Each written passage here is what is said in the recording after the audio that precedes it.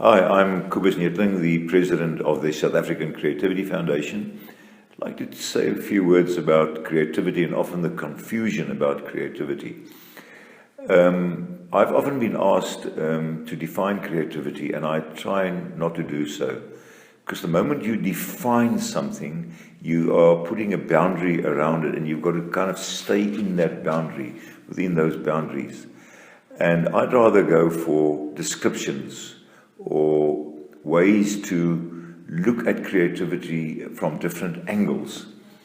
You know, over the ages, many people have written or talked about creativity. Even Aristotle, more than 300 years BC, made many comments about creativity. In the modern era, for instance, Alex Osborne, with his beautiful book, Applied Imagination, in a sense, changed the whole approach to creativity when he invented brainstorming.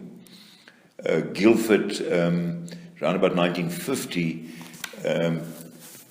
challenged all his colleagues and people in education when he said, you know, there's very little creativity in American education. And it's interesting that he also challenged the emphasis on IQ. And there was an article recently on IQ scores dropping all over the world. And my response was, I mean, who really cares about that?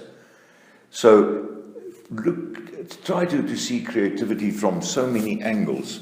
And maybe the best way is to listen to how children describe creativity. Now, my guru and my mentor, Paul Torrance, collected many of these observations of children. For instance, let me give you a few. Children that said creativity is singing in your own key.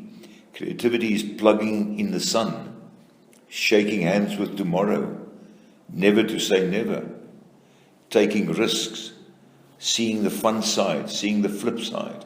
And then, of course, the famous one, creativity is looking at the world with a fresh pair of eyes. So I encourage you to develop that fresh pair of eyes. And you know what is so beautiful about creativity? It is so easy to develop. It is so easy to develop your creativity to become that person with many ideas, with different ideas, and just go for it, you know, and identify maybe the blocks that are keeping your own creativity, or in a sense, hidden away from you.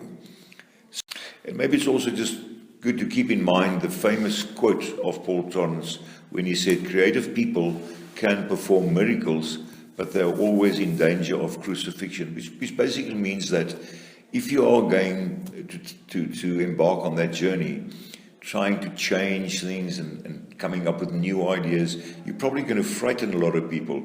You are probably going to get resistance from many people that would like to stab you in the back. And so his advice, and also my advice, is just keep on going. Be comfortable with crucifixion. Because you see, that has happened to creative people throughout the ages. So don't be put off. You know, keep on going.